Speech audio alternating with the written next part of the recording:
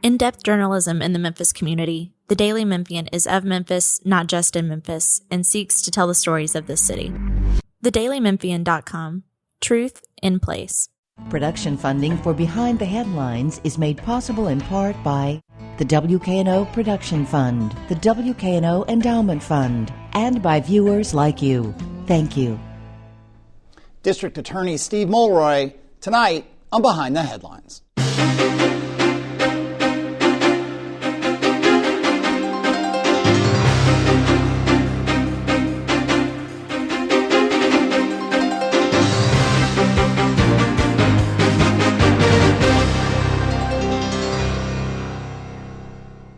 I'm Eric Barnes with the Daily Memphian. Thanks for joining us. I am joined tonight by Steve Mulroy, Shelby County District Attorney General. Thanks for being here again. Happy to be here. Along with Aarron Fleming, who covers criminal justice and public safety for us at the Daily Memphian. We'll talk about all kinds of specific things. We'll try to get to as much as we can over the course of the 26 minutes. I want to start, though, that for 2024, and I think the trends have continued in the first quarter, overall crime is down in some really key categories, very dramatically in some of the areas around, car break-ins and so on, auto thefts and so on. There are exceptions to that we'll get to, but in general, what do you feel like is working? You're, now 2.5, coming up on 3 years in the job, that your office in conjunction with other parts of the system, what impact do you think you're having to reduce crime? Right. Well, so I think it's something to be celebrated that for 6 consecutive quarters now, we have had significant increases in crime across all categories, violent and nonviolent. I think you meant decreases. Decreases. Oh, boy, I better get that right. Yeah, I think you don't want that in a campaign. Yeah, exactly. Yeah. So for 6 consecutive quarters, crime has been trending down. Double-digit percentage decreases across all types of categories, and it's been consistent, and that's a good thing. Now, it's coming down from an unacceptably high level, right? So we're not popping any champagne corks yet. We still got to work to keep those trends going down, but at least the trend lines are in a positive direction. I do not take sole credit for that. I think it's, working with law enforcement and our own office, partnerships with city and county government. I mean, it takes all of us working together to do this, including the community. There are community groups out there, violence intervention groups that I think have been doing good work. So it's really all of us working together. And, frankly, there are demographic and economic trends that are in the background that are going to be driving these things sometimes that we don't have any magic levers over. But, you asked about our office. One of the things that I'll highlight is that we did this V11 program at the beginning of 2024. V11 stands for? It's a fast-track violent crime initiative for 11 categories of offenses that are either violent or associated with violence that we targeted for special priority. And special priority means 3 things. It means we've been moving the cases through the system faster, we've been tougher on bail, and we've been more robust in our investigations. So, for example, we've been using jail calls a lot. And I think... What jail calls? What is that? Oh, I'm sorry. Well, we'll listen in on calls of, defendants are in jail, right, while their charges are pending, and they will make phone calls, and, there are signs that say your calls can be monitored. Yeah, so you hear them talking. Yeah, which sometimes we've been able to actually hear them planning crimes, and we've been able to prevent crimes from taking place in the first place. Other times, when we didn't have the evidence that we needed, we were able to get that evidence because we overheard admissions. Yeah. So we talked about this a little bit before the show. Let's start with the Brent Taylor, State Senator Brent Taylor. Yes. Been very public in criticizing you, putting a lot of pressure on you. Went into this last legislative session trying to get you removed and working through. Dropped that effort, but is now called for. I think the legislature before it ended passed a resolution. It's a non-binding resolution, but asking that 3 district attorneys across the state, Nashville, Van Buren, and you, Shelby County being you, be investigated by the Tennessee Supreme Court. Yes. So it didn't happen that you were removed, but a lot of pressure there, a lot of political pressure. You've also had criticism from folks on the left. Last week, Josh Spickler, head of Just City, who was on your transition, Josh well, was critical that you are being more tough on crime than you ran on. Do you feel like you've shifted in the 2.5 years since you were elected based on this pressure or based on anything, or do you feel like you've You're doing what you were elected to do and what you promised to do. The latter. I have not shifted. I've been doing what I was elected to do. So I'll first note the fact that I'm getting criticized from the left, from my friend Josh Spickler, as well as from the right, ought to tell you something, and I think the criticism from the left about me being too tough gives the lie to the whole false narrative that we've been hearing for the last, 10 months from Senator Taylor and maybe a few others about, me being not tough enough on crime. But it's important to note that I haven't really changed what I've been doing in terms of the day-to-day practice of the office in response to Senator Taylor's criticisms. Now, what I have changed, Eric, is my communication strategy.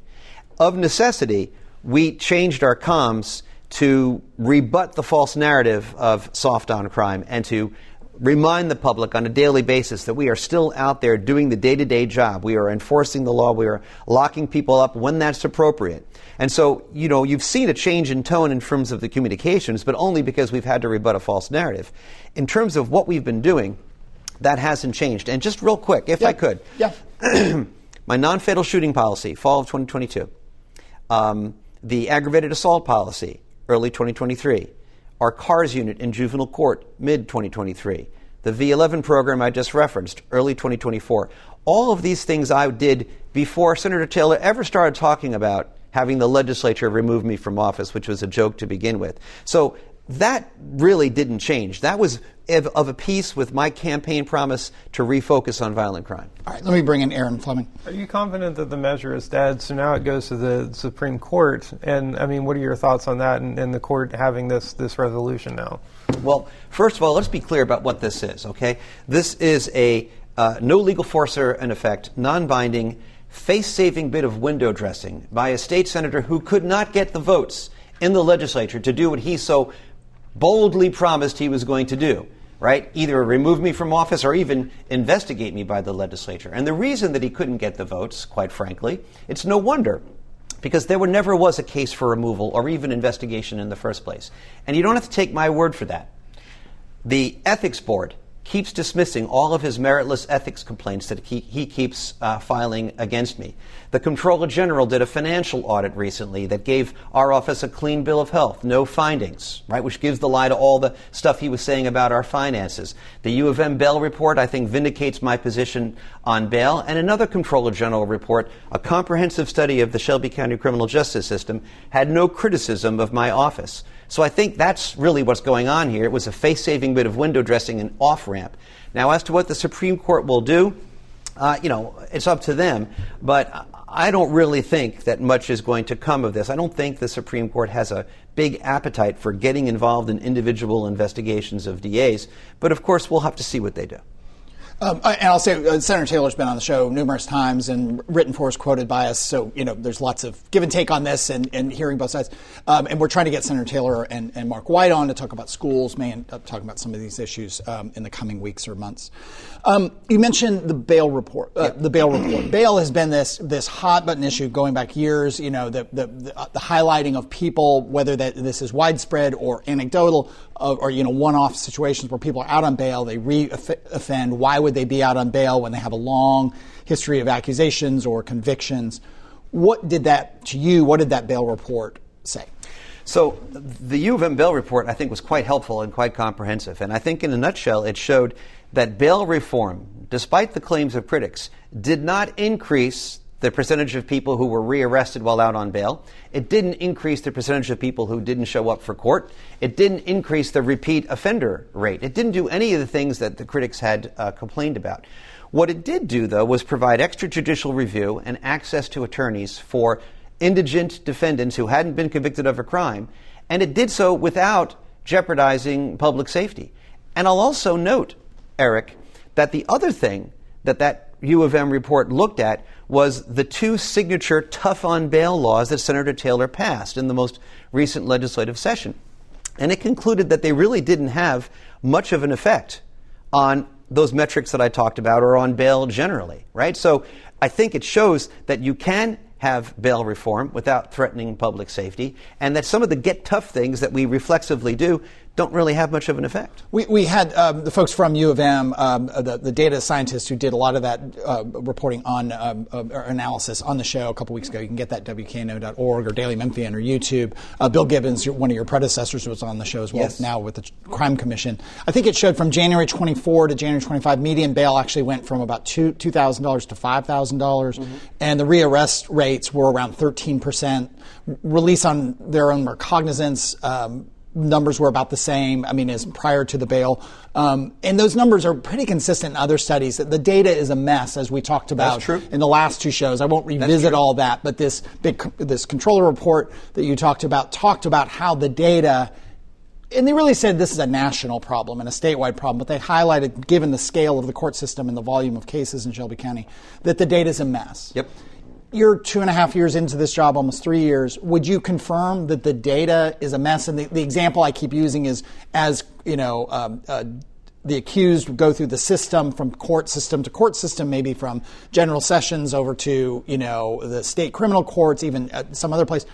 The simple thing of their unique identifier changes. So it's like a social security number not being the same as someone moves along in life, and so you lose track, and the system loses track. That's one simple but really, glaring example. Right. What has your office been able to do? What does your office want to do? What do you want to see in terms of the wonky stuff of the efficiency of the court? This is something that I have been talking about since I first took office. And when I had my crime summit in August of 2023, one of the consensus strategies that we came up with and we agreed to was doing a better job of data sharing and having our data systems be more interoperable, having them talk to each other more seamlessly.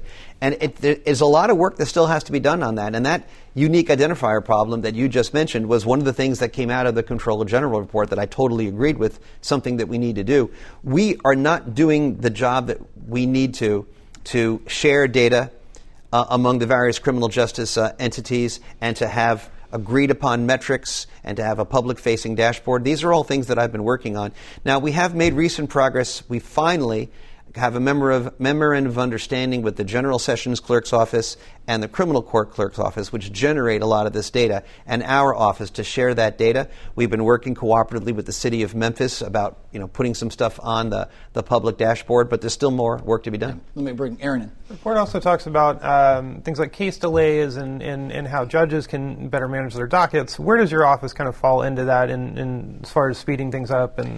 So we did a Speedier Justice initiative that we've been working on for a while. We've done a number of things. We've brought back what we call the 60-day list. So it's a list of all cases that are ready for indictment that haven't been indicted in 60 days, and then the supervisors go over that list with the prosecutors and figure out, why is this case on your 60-day list? A lot of times there's good reasons for that, like we're still waiting for TBI lab results, but when there isn't, then there's accountability. We've generally been trying to move our V11 cases out of general sessions and into criminal court quicker. We've had some success with that. We actually will be, we made an arrangement with the judges so that we can stack cases. So like we might schedule 3 or 4 trials on the same Monday in front of the same judge with the expectation that a lot of them will settle. But if more than one of them is ready to go, then the judges have very graciously agreed to transfer those cases among themselves so we don't have delays. We can just keep the cases moving. We've increased our number of trials 2024 over 23 by 60%. We've already done 25 trials so far this year. We're en route to break that record. But perhaps more significantly, in light of some of the findings that you've referenced about the Comptroller General's report, our office is going to be meeting with the General Sessions Court judges in the near future to think about ways that we can speed cases along through the General Sessions courts. Just to give you one example, the culture, when I took over, the culture was if you had to do a reset, you had to postpone to wait for something, the default would be to reset for 30 days. Well, very often you don't need a 30-day delay. You could reset for a week or 2 and then get these cases moving through the system quicker. All this is kind of a parallel part of this, it seems to me, is obviously the jail. The state of the jail, yes. Just the the locks weren't working. It's by all accounts, not that jail's supposed to be nice, but it's not supposed to be inhumane in the United States. Right. People are talking about $1 billion plus to build a new jail. Yeah. And the problems of some of these people in there are, I mean, there's sometimes on some folks will sort of say, especially in the comments of the Daily Memphian, that, well, who cares about these people? You know, let them stay in this horrible place. Some of those people are innocent. Correct. There is no guarantee right. that everyone in there is guilty of as charged. Right. Should the county pursue a new jail? What would that mean and look like for the operations of your office? Okay, so the first thing I want to do is reaffirm what you just said. Some of those people in that jail are in fact innocent, right? Not every one of them is guilty. These are people who have not been convicted of any crime, and they are entitled to humane conditions and decent treatment and getting out as quickly as possible, and I think there's a lot of room for improvement here in Shelby County on all of those scores. In terms of the condition of the jail, I mean, obviously we've got to do something. We have reports of jail deaths on a regular basis. I get those calls all the time. It's above the national average. We have doors that don't lock. We have significant problems with the jail. I think everyone agrees on that. Now, how quickly we can do a new jail and when we do it and who pays for it, those are some pretty tough questions, and I don't necessarily have the answers. But in terms of the way it interacts with our office, really, we're going to do the same thing we do all the time, which is to make the appropriate recommendations for bail. Keep in mind the fact that these people haven't been convicted of a crime, and unless there's some reason to think that they are a danger to public safety or a risk of flight, then not necessarily have unaffordable bail amounts. Yeah, I mean, does that come into play? And if we take out you just said the extreme violence, accused of extreme or these violent offenders, does it for you and your folks in the DA's office? Does the state of the jail influence whether you're going to hold somebody in jail before trial, or do you and your folks have to completely blind yourself to the state of the jail in making those decisions? So I guess it would be an overstatement to say that we completely blind ourselves to it. Are we mindful of the conditions of the jail? Yes. But I don't think it can be the driving factor, because if in a given case we think someone, because of their criminal history, is a danger to the community or a risk of flight, well, then we have to seek jail confinement. As we sit here on Thursday morning, the Tyree Nichols trial is going on. Aarron's been covering that. We have lots of reports on that in the Daily Memphian. I'm going to guess you don't want to comment on that trial as it's underway. But you mentioned earlier about being on track for a record number of trials of 25. Mm-hmm. It is, I think, for some people who see a crime problem, they'll hear that and think, wait, we're 4 months in. Yep. There have only been 25 trials. Yep. That's on track to do 75 for the year, which would be a record. And that's or whatever that. But right. let me turn it to a question. Yeah. The number of trials is separate from overwhelmingly the settlements that happen. Bill Gibbons, one of your predecessors, has talked about this many times. Yep. I mean, a Republican, a Republican DA, head of Homeland Security for the state of Tennessee, who has said there's no way we're going to take more than a fraction of cases to trial. It is all about settling. Right. That's just how it operates. Of course. That's true across the country, right? So, across the country, between 95 and 98% of trial of cases are settled. Right? Only 1% to 2% are going to go to trial, and that's true in Shelby County as well. And that has to be the case. We don't have the capacity to do anything else.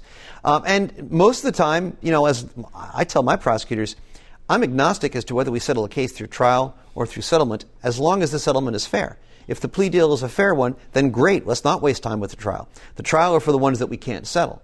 And when I don't want to overstate it, it's a record compared to the last few years. It's a record compared to when I took over, right?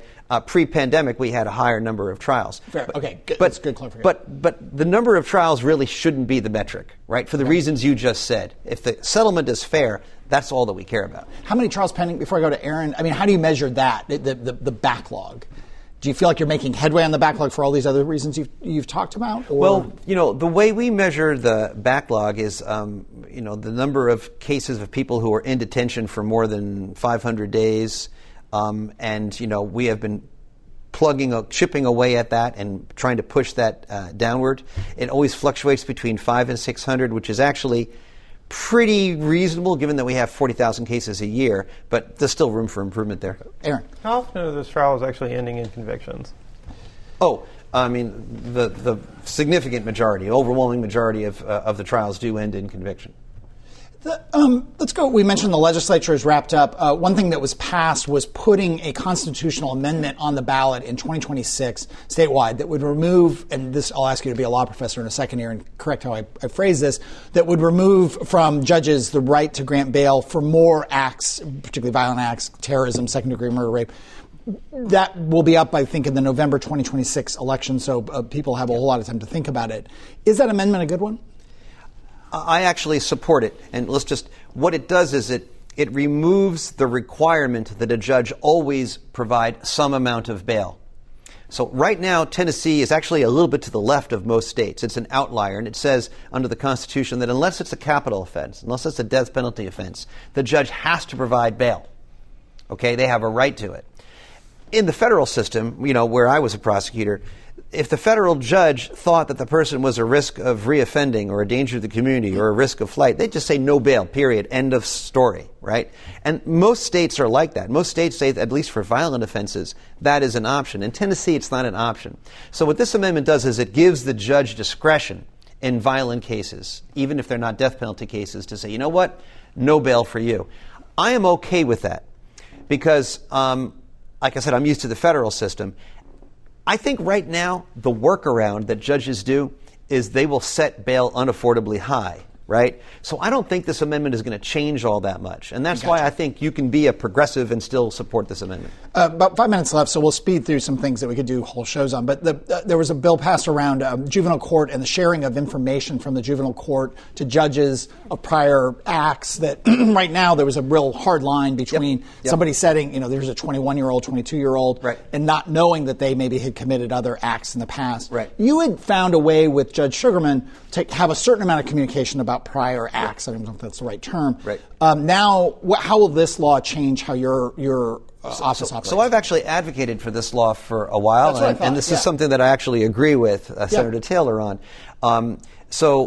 We actually never got to the point where we actually changed what we were doing. We were in discussion with Judge Sugarman about, in individual cases, would Judge Sugarman use his statutory authority to allow us to, take a look at that. But now we're going to be able to do it across the board, and I'm okay with that. I'm a big believer in that juvenile court records should be confidential. We don't want this to be a scarlet letter, a mistake that a kid made, traveling through them the rest of their life when they're trying to get an apartment or a loan or a job. But if a 21-year-old is accused of car theft and he had 5 car theft convictions when he was 16 and 17 and it's time to set bail, we want the judge to know that. Now, there maybe should be a cutoff. Like maybe by the time the defendant's 25 or 30, maybe we should just look at their adult record. Right. But in general, I support the concept. One more from the legislature before I go back to Aarron. The legislature did not pass a bill that would have prevented defendants from being released on their own recognizance when they were charged with use or display of a firearm resulting in bodily harm. Yes. This also, I think, was brought forward by Senator Taylor and John Gillespie on the House side. And, again, we talked about the overall crime numbers being down, but there's been some really high-profile, really scary and awful mass-level shootings. Sure. Yep. Somebody driving around town, shooting people, thankfully not killing all of them. Yep. The experience of guns in Shelby County, I think, the data shows, the surveys show, the overwhelming number of people want laws like this. They seem common sense. It seems like somebody's been doing dangerous things with a gun. They shouldn't be released. But what can you do given the legislature's resistance to pass laws like this? I believe that judges should have discretion to look at the facts of individual cases. That's why we elect them. I think a one-size-fits-all approach is not the answer. And so I think judges should have the discretion, just like the constitutional amendment, I think judges should have discretion to deny bail outright when the record of the defendant is bad. I also think that judges should have discretion to do a release on recognizance when the facts and circumstances suggest otherwise. So I'm not really concerned that that law didn't pass. And I think we have enough tools in our toolkit to address the very serious violent crime problem that we have. And I think the proof's in the pudding. 6 consecutive quarters of a decrease, I got it right this time, in crime. Aarron. Do you think things like the Constitution Amendment or looking at juvenile records and setting bail, could that add to the jail population, given that it's already overcrowded? That is one argument against it, and I recognize and respect that argument. The reason that I'm not concerned about is what I said before about the workaround. I think judges right now are already doing a workaround by setting unaffordably high bail amounts in those cases. So I don't think this amendment will actually significantly increase the jail population that much. There might be a marginal uptick, but I don't think it's going to be significant, which is one of the reasons why I don't think people should oppose it. Last one, back to the legislature. They passed millions of dollars for the Grizzlies to keep the Grizzlies in town, renovations to the FedEx Forum, but also this downtown safety plan. Is your office involved with the formation of that plan? No. That's been the city that has done that in cooperation with the legislature. I certainly support any kind of state assistance for that. I'd like some more state assistance regarding a crime lab or at least forensic equipment. That's something I've been talking about. The crime lab got nowhere this year. That's right. I think there are some opportunities for us to get grant money to help with forensic equipment, and it doesn't matter to me whether it's a freestanding lab or just an increase in forensic capability, but we need it. What would that mean in just 20 seconds? Yeah. In a practical level. It just means that, the sheriff's office would get rapid DNA capability. The police department would vastly expand their capability of doing cell phone data dumps, to collect evidence in those kinds of cases. Things like that. Maybe more money for ballistics testing. You're at a point here, 2.5, almost 3 years into the office. Crime has been coming down over, I think, now 6 quarters in most key categories, still coming from a COVID high that was a national real crisis. What do you think is working? What have you done differently in the office that you feel has been most effective in helping to reduce crime? Well, so we've, had a partnership with law enforcement, and we've all been working together because that's the only way we're ever going to get a handle on this is everyone working together. I'd like to highlight our V11 Fast Track Violent Crime Initiative, where we've identified 11 categories of violent or associated with violent crimes for special priority. We've been tougher on bail with them. We've been moving them through the system faster. We've been more robust in our investigations. But that's just one of the many things that we've been trying to do. But the key here is that no one agency is doing it by themselves. Only if DA, law enforcement, city, county, if we're all working together with community groups. There are private violent intervention groups that are out there doing good work. Only if we're all working together and not sniping at each other are we going to get a handle on this. Even as that good data has come out, you mentioned the violence intervention groups. There was multiple people shot at a Memphis Allies, one of these groups, at a meeting. There was a person who drove around town, thankfully didn't kill everyone he shot at, but shooting at people. Right. And there's been some high-profile, really scary incidents involving gun violence in the last 4 weeks. Yes. How do you look at that and say? Do you look at that and say, I wish we'd done X to help prevent that, or is that not really possible for your office? I don't really think our office, can do anything to prevent that kind of stuff. I think it is really regrettable and it's something we're concerned about. But look at it in the context of 6 consecutive quarters of an overall trend that's a positive trend. So, it's terrible, but we're hoping that the overall trends continue. Let me bring in Aarron Fleming from the Daily Memphian. With things like the shooting that Eric mentioned, even though crime is going down, how do we make people feel safe? How do you get them to believe those numbers? Yeah, well, that's a good question, and it's a challenge, right? Because its perception can sometimes drive a reality, and I'm totally aware of that.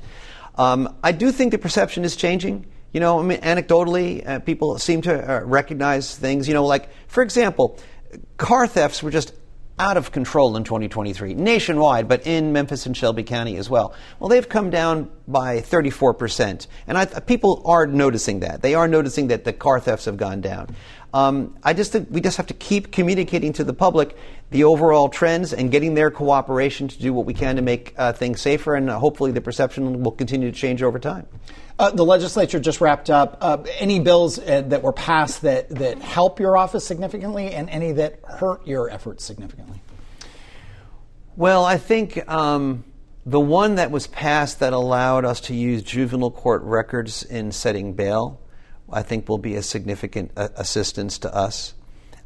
Describe to people what the rule before this was passed, I think, is surprising for some people. The law had said that you could use juvenile court records in setting a sentence after a conviction, but when the person hadn't been convicted and they were up for bail, the adult court judge couldn't look at the juvenile court records. I believe it's useful, at least until the defendant's 25 to 30, to be able to do that.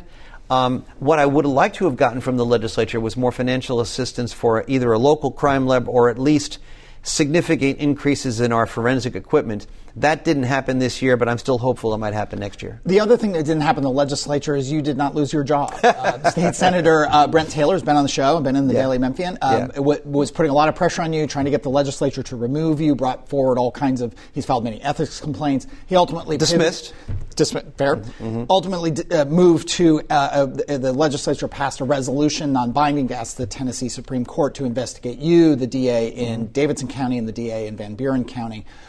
Your thoughts on where that stands? So what's clear about this is that resolution, non-binding resolution to get the Supreme Court involved, is a face-saving window dressing bill by a legislator who could not get the votes in the legislature to do what he so boldly promised to do for 10 months, which was to either remove me for office or even investigate me.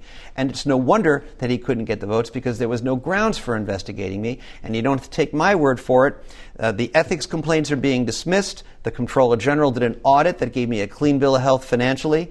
The U of M bail report, I think, vindicated my stance on bail. And there was another Comptroller General report on a comprehensive review of our criminal justice system in Shelby County, which did not criticize my office. All right.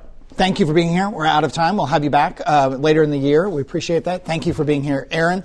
If you missed any of the show today, you can go to WKNO.org, the Daily Memphian, or YouTube and get the full episode. You can also download the show as a podcast, wherever you get your podcasts. I mentioned recently we had Bill Gibbons on, Josh Spickler on, and some months ago we had C.J. Davis, the police chief, on, and other shows, including Church Health and so on. Thanks very much, and we'll see you next week.